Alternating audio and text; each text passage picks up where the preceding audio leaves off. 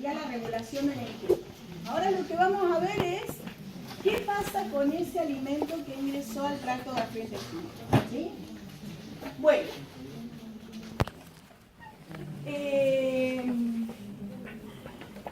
tenemos varios procesos en el tracto gastrointestinal que son importantes. Uno es la motilidad, es decir, cómo se van moviendo los distintos segmentos en forma coordinada. Otros son las secreciones exócrinas y endócrinas de las distintas partes del tubo digestivo y de las glándulas anexas. Otro es la digestión de las macromoléculas que se van a incorporar con el alimento. Y finalmente la absorción de las moléculas simples que van a pasar al torrente sanguíneo y de allí se van a distribuir a todas las células. ¿Está bien?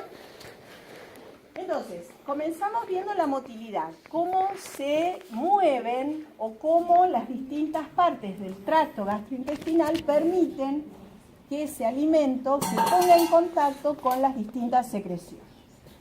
Bueno, la pared del tracto gastrointestinal cambia desde la boca hacia el ano y eso se relaciona con las funciones que tiene cada segmento, ¿sí? Entonces vamos a ver la motilidad de cada uno de los segmentos. La clase que viene vamos a ver las secreciones de cada uno de los segmentos, los procesos digestivos de cada uno de los segmentos y los procesos absortivos de cada uno de los segmentos. ¿Está bien? Bueno, boca, esófago, estómago, intestino delgado, intestino grueso, recto y ano. Páncreas, hígado, bueno, acá nos faltarían glándulas salivales y la presencia de esfínteres en determinados lugares de este tubo. Esos esfínteres pueden ser de músculo liso o de músculo estriado. Y lo que hacen es limitar zonas en donde ocurren procesos distintos. ¿Está bien? Bueno, entonces ya les fui diciendo que toda la pared del tracto gastrointestinal está formada por músculos. ¿Sí? Volvemos al músculo. Pero hay un tercio superior, boca, esófago, bueno, boca, faringe, la primera parte del esófago y el esfínter esofágico superior, que son de músculo estriado. Todo el resto es músculo liso y volvemos a tener músculo estriado en el esfínter anal externo. ¿Sí? Entonces, músculo estriado es la división somática del sistema nervioso motor. ¿Sí? Y es el que puedo controlar voluntariamente. ¿Ah? Mientras que el músculo liso lo controla la otra división eferente del sistema nervioso, que es el autónomo, ¿sí? Y no tiene control voluntario. ¿Está bien? Así que tenemos una combinación de ambos tipos musculares. Bueno, a ver qué nos acordamos de cada uno de estos. ¿Qué veo ahí? Una fibra muscular. ¿Estriado o liso? Estriado. ¿La ven la estría o no la ven? Rayita. Esto es músculo estriado. El sarcómero está organizado de tal manera que al microscopio óptico veo rayitas, veo estriaciones en el músculo. ¿Sí? Bueno, esta es la estructura subcelular y esta es la organización de las microfibrillas en ese músculo esquelético estriado que determinan lo que veo a nivel del microscopio. ¿Sí? Este lo vieron en histología, ¿no? El esquelético. Sí. Bueno. Entonces, el estriado en la boca, la faringe, el primer tercio del esófago y esfínter anal externo. Se estimula a través de una terminal nerviosa somática, es decir, hay una conexión de una motoneurona con ese músculo estriado, ¿sí? Y esa motoneurona tiene control voluntario. ¿Estamos? Y la relación o la funcionalidad de esa motoneurona siempre es excitatoria. Es decir, cuando se estimula la motoneurona alfa, se libera siempre un neurotransmisor excitatorio que va a determinar la contracción de ese músculo esquelético. ¿Sí? Por eso a veces es más fácil el músculo esquelético que el liso. Bueno, el neurotransmisor es la acetilcolina, la señal de acoplamiento es el calcio. ¿Sí? Bueno, acá lo ven. En la zona de la placa motora, ¿sí? Ocurre la despolarización. Esa despolarización se transforma en potencial de acción en la membrana plasmática, ingresa por los túbulos T, y esa despolarización en los túbulos T determina la apertura de unos canales de calcio en el retículo sarcoplásmico. Se abren esos canales de calcio y el calcio sale al citosol. ¿Está?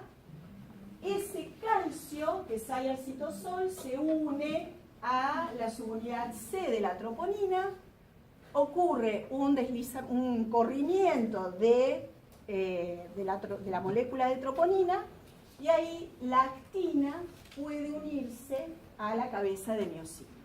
Una vez que se une la actina a la cabeza de miosina, se hidroliza el ATP que tiene la cabeza de miosina y ocurre el golpe con el acortamiento del sarcómero. ¿Está bien? La relajación depende de que ese calcio disminuya en el citosol. Entonces va a volver al retículo sarcoplásmico. Al despegarse el calcio de la troponina C vuelve a su lugar original y se interpone entre la actina y la miosina y por lo tanto los filamentos se desprenden y ocurre la relajación. ¿Estamos de acuerdo en eso? Bien. ¿Acá qué vieron? ¿Le ven rayitas? No. El liso en distintas orientaciones. ¿Sí?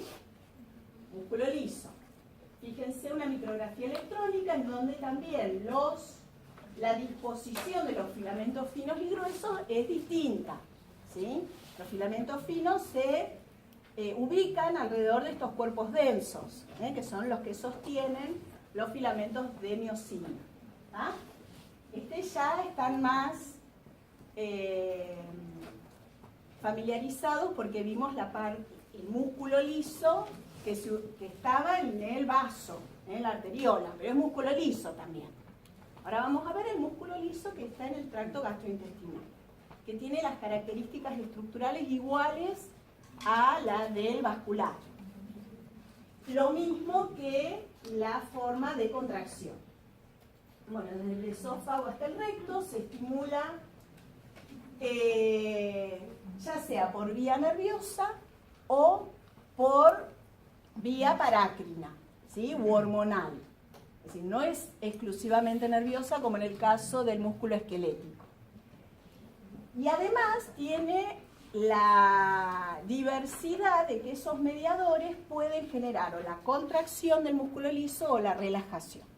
¿Sí? Entonces, el funcionamiento del músculo liso es un poco más complejo. Acá tienen nombres de mediadores químicos y la señal de acoplamiento también es el calcio. Pero ahora es calcio que proviene del exterior y también del retículo endoplásmico. El calcio en este caso se va a unir a la calmodulina y el complejo activa una quinasa.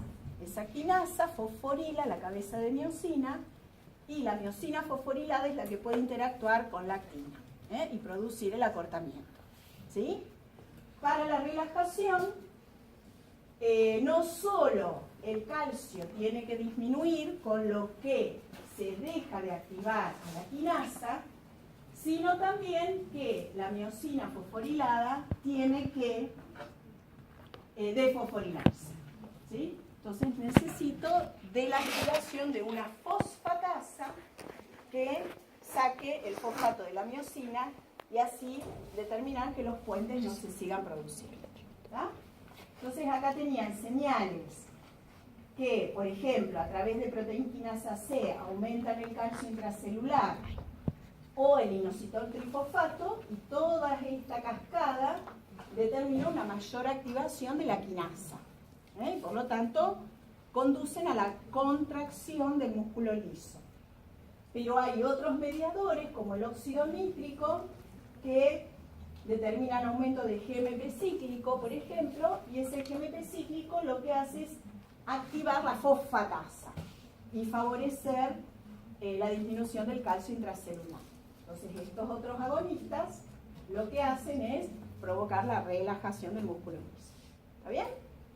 Entonces tenemos de las dos cosas y pueden estar actuando al mismo tiempo, porque tengo un montón de señales alrededor del músculo liso. Entonces, siempre el músculo liso tiene un dado grado de contracción tónica, que tiene que ver con el grado de activación de esa quinasa. Y ese grado de contracción tónica lo que puede hacer es disminuir, con lo cual hay una relajación, o puede aumentar, provocando una contracción. Bueno, entonces, en el esófago, el pasaje de alimentos desde la boca al esófago está coordinado por el reflejo de deglución, que es un reflejo integrado a nivel central, a nivel del bulbo. La presencia del alimento en la orofaringe va a estimular el proceso de la deglución, ¿sí? Y en el esófago reconocemos dos regiones de alta presión, el esfínter esofágico superior y el inferior. El esofágico superior previene, ¿no es cierto?, la deglución de aire y el paso de alimento a la vía aérea, y el inferior previene el reflujo de contenido gástrico hacia el esófago. Bueno, ¿cómo funciona el esófago? Básicamente se genera una onda peristáltica. Una vez que se inicia el reflejo de deglución, hay una onda peristáltica en el esófago que lo que hace es arrastrar o mover o conducir ese contenido luminal, ¿sí? Bueno, no se desesperen ahora que les explico la relación con la inervación que tiene el esófago para poder explicar esa onda peristáltica, ¿sí? Bueno, acá se inicia la onda peristáltica que mueve el bolo en sentido caudal. Porque acá, fíjense que está la onda, ¿sí? Esto es el reposo, el esfínter esofágico superior, el reposo. Fíjense que apenas comienza el reflejo de la deglución, la presión en el esfínter disminuye, es decir, el esfínter se relaja. Y eso permite que entre la presión que hace la lengua sobre el paladar superior y la disminución de el grado de contracción de ese esfínter esofágico superior, el alimento pasa desde la orofaringe hacia el esófago, ¿sí? Pero inmediatamente después la presión vuelve a aumentar, de manera que asegure el movimiento unidireccional del alimento. ¿Está? Fíjense que luego va apareciendo una onda, ¿sí?, de aumento de la presión o aumento de la contracción de ese músculo liso, que va a atravesar o que va a desplazarse por toda la longitud del esófago. Pero miren esto, este es el esfínter esofágico inferior. Fíjense cuándo se relaja el esfínter esofágico inferior. Se relaja casi al comienzo de la deglución y mucho antes de que llegue el alimento a esa región inferior. ¿Está? Y permanece relajado entre 7, 8, 10 segundos. Es decir, es como que queda abierto todo el conducto para que el alimento rápidamente pueda llegar hasta el estómago, ¿sí? Obviamente el tiempo de demora de ese tránsito esofágico, ¿de qué va a depender? No solo de esta onda peristáltica, sino de qué otra cosa. De la contracción. Del tipo de alimento, obviamente. Un sólido va a demorar más que si ingiere un líquido, que va a pasar rápidamente hacia el estómago. Bien. Bueno, observen esto. Entonces, ese músculo liso esofágico presenta características regionales diferentes que tienen que ver principalmente con el grado de inervación excitatoria e inhibitoria que tiene.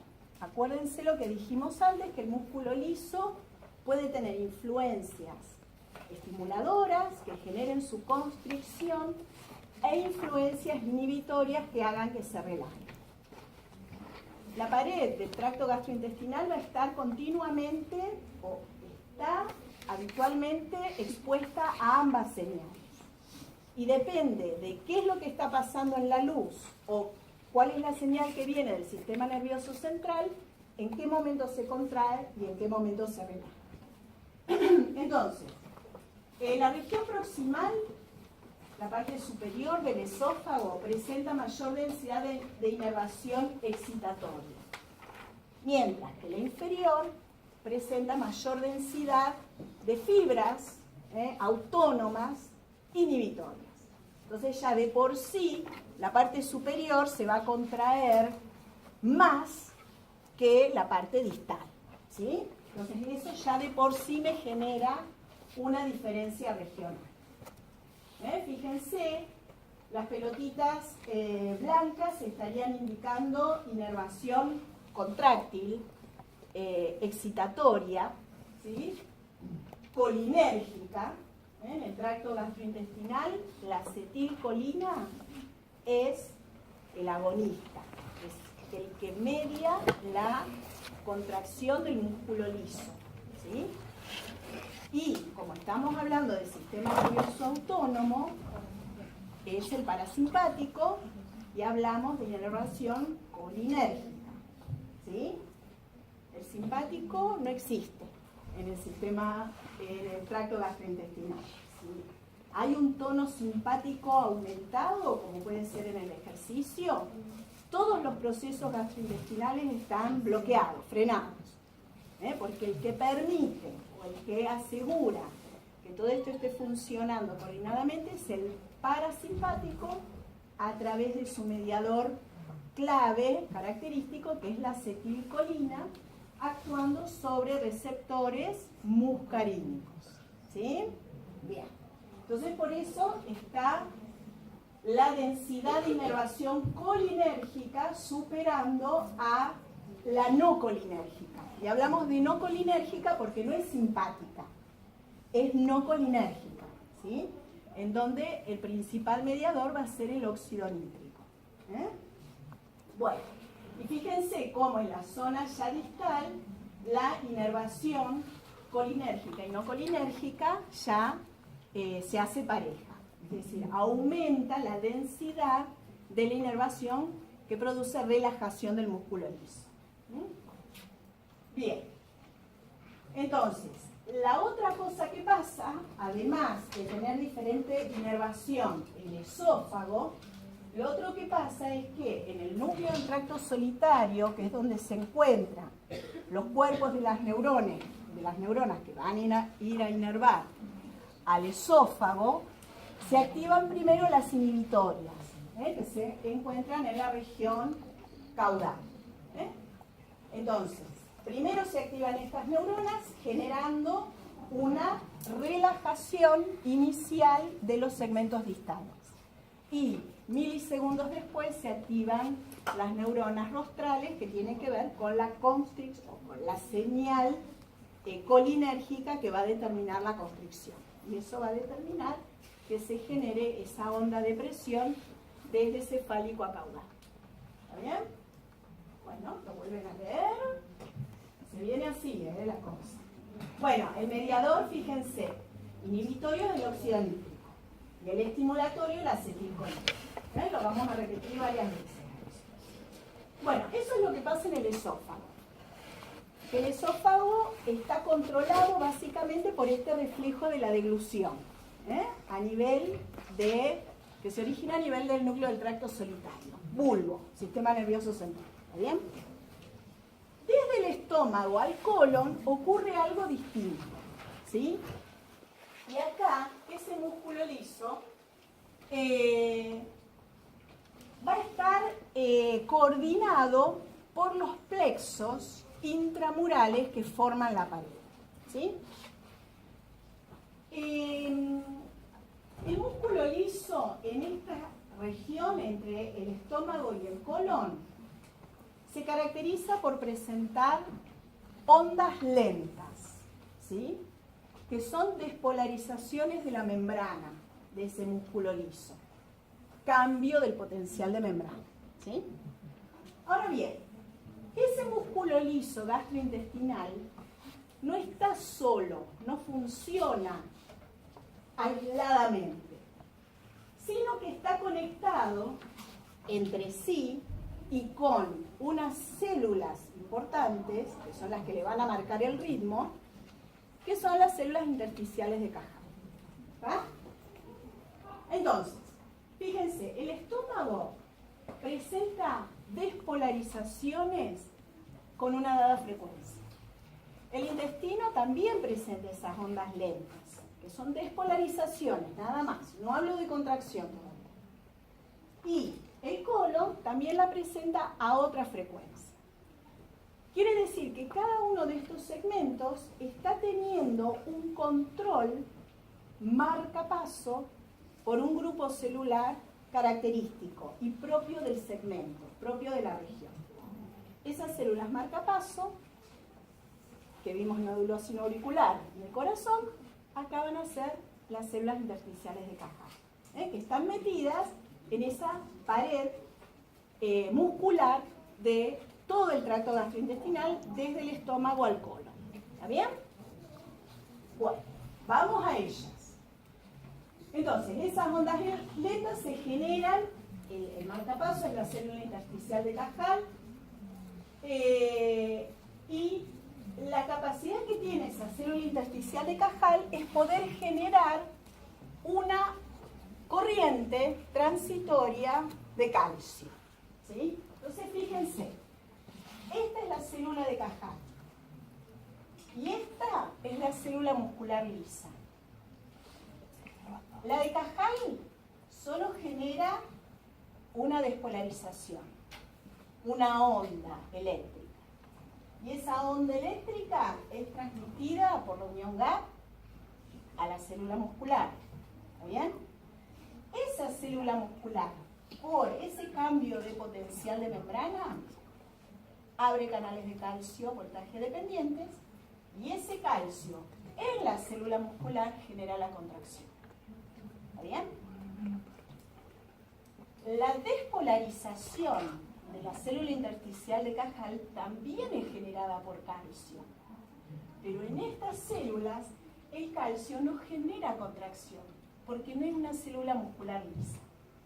Es decir, es una célula modificada, es derivada, pero que no está especializada en la contracción.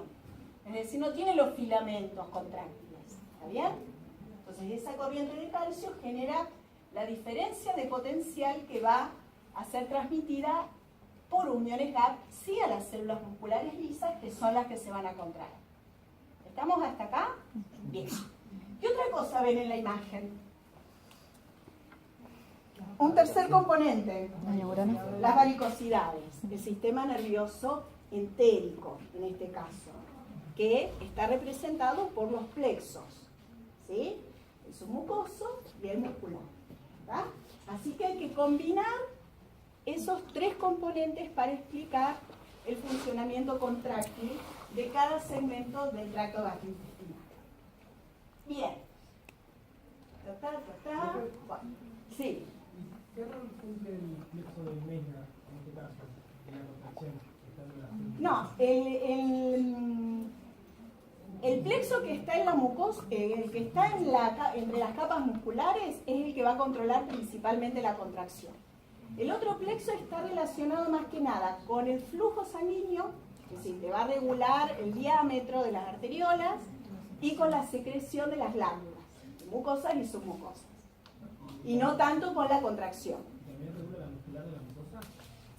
Sí, para promover de alguna manera la secreción glandular. ¿Sí? ¿A través del mismo mecanismo? ¿Con calcio? No tiene célula intersticial de Cajal. Es decir, esto es la forma en la que el músculo, la capa muscular, se va a contraer a un ritmo específico en cada región. La secreción vamos a ver que tiene otra forma de control, es más parácrina, tiene más que ver con lo que hay en la luz, lo que va llegando, y cómo hay quimiorreceptores que detectan lo que hay en la luz, le informan a las células del plexo y esas células liberan los factores que estimulan o inhiben el proceso de secreción. ¿Sí? Bueno, sí, perdón. Sí, exacto. Y ahí vamos al mecanismo. Bueno, entonces, 3 componentes: célula muscular lisa, neurona entérica y célula intersticial de Cajal. ¿Sí? Bueno, miren, a ver si lo llegan a ver. Esto sería ya una ampliación de una muscular circular y acá está la muscular longitudinal. Estas que se ven claritas serían las células musculares lisas, que hay muchas y son todas iguales, están todas unidas por uniones gamma. Y fíjense que cada tanto están estas células marrones y amarillas, que serían las intersticiales de Cajal. Están metidas entre las musculares lisas. ¿Está bien? Y el otro componente estaría acá. ¿Lo ven? Que son las varicosidades del sistema entérico. Pero fíjense que hay una interrelación bastante estrecha entre los 3 componentes. Acá yo les aclaro después que tienen distinto color, la marrón y la amarilla, de acuerdo a los receptores de membrana que fueron encontrando los investigadores y que permiten identificar a distintos tipos de células de Cajal. Pero hagamos que son todas uno, ¿no? Vean. Bueno, y acá hay otro dibujito que por ahí es más sencillo y me permite entender cómo la varicosidad libera el neurotransmisor. Ese neurotransmisor modula a su vez la célula intersticial de Cajal y suma esa señal del neurotransmisor a la señal endógena que genera la propia célula de Cajal. Y todo eso lo transmite por unión gap a la célula muscular lisa. ¿Está bien? Vamos. Bueno, un sencillo. Bueno, otra vez el grafiquito para que nos ubiquemos. Acopladas por unión gap, lo que dijimos antes. Bueno, miren esa imagen. A ver si pueden reconocer. ¿Esta quién es? En detalle. Las intersticiales. Las de Cajal. Es esta. No es la contráctil, ¿eh? No le hagan hacer contracción a la de Cajal, porque ahí ya son años. Bueno, estamos en la célula de Cajal. Ven que hay calcio por todos lados, ¿sí? Y tengo las señales de los neurotransmisores de ambos tipos, estimulatoria o inhibitoria. Y fíjense que tengo también acá la unión gap, que sería la que me comunica con sí la célula muscular lisa que genera contracción. ¿Está bien? Pero el gráfico está centrado en la de Cajal. Bueno, a ver si llegan a ver dónde se genera la onda de calcio. O dónde se genera la salida de calcio con una dada frecuencia X, característica de cada segmento. ¿El retículo endoplásmico? Bien, en el retículo endoplásmico. ¿Qué viste ahí? Este es el retículo endoplásmico. Con los receptores de ryanodina y los de IP3. Bien, y aparte está el numerito 1. Cuando tienen un modelo, empiecen en el 1, ¿sí? Porque ahí empieza la cosa. O ese es el elemento clave. Entonces, el elemento clave es que estas células tienen unos receptores de ryanodina en el retículo sarcoplásmico que se abren con una dada frecuencia. Y esa es la frecuencia que tiene ese marcapaso. Y por eso en el estómago tenemos una dada frecuencia de onda lenta, otra frecuencia en el duodeno, otra frecuencia en el yeyuno, otra en el colon. Está marcada por el tipo célula intersticial de Cascade y por el tipo de receptor de rhianodina que tiene en su retículo sarcoplástico. ¿Está bien? Bueno, ese calcio, a su vez, va a estimular otros canales, el canal de inositol trifosfato, ¿sí? Y va a estimular un canal de membrana para la salida de cloro. Y eso permite explicar este comportamiento del potencial de membrana de la célula intersticial de Cascade. Se despolariza. Esta despolarización, ¿con qué la asocio? Con la salida de cloro, de calcio. Con la salida de calcio del retículo. Es decir, no le está entrando calcio de afuera. ¿Entienden? El mecanismo de generación de esa onda lenta es por salida de calcio del retículo. ¿Sí? Por la apertura con una dada frecuencia de esos canales de rhianodina. Después, esto tiene una pequeña meseta, ¿sí? Que eso está así asociado con esta salida de cloro, ¿sí? Manteniendo un potencial de membrana relativamente continuo durante un tiempo, y luego, cuando este canal ya se cierra y no permite más la salida de calcio, las células se repolarizan, principalmente debido a la salida de potasio, que por acá no lo menciono. ¿Está? Y a su vez ese calcio que salió del retículo se manda para afuera, o se vuelve a recaptar en la mitocondria, o se manda otra vez al retículo sarcoplástico. Entonces el potencial de membrana vuelve a su valor basal. Y unos segundos después, otra vez el canal se abre y larga otra vez otra cantidad de calcio. El tema es que esta despolarización es la que se transmite a la célula muscular lisa. Puede ser por calcio, ¿sí? Directamente, o puede ser carga, ¿sí? Cambio de potencial de membrana, ¿no? Densidad de carga. El tema es que al cambiar el potencial de membrana ahora de la célula contráctil, ese cambio del potencial de membrana me abre el canal de calcio, voltaje dependiente de la membrana plasmática. Y ahí va a entrar calcio de afuera. Ese calcio va a permitir liberación de más calcio del retículo sarcoplásmico, y todo ese calcio en el citosol determina la contracción de la célula. ¿Está bien? Bueno, entonces, Profe, esa onda lenta es para la célula intersticial de Cascade y para la célula muscular. exacto, para todas. Ahora, ¿qué es lo que hace que la célula se contraiga o no se contraiga?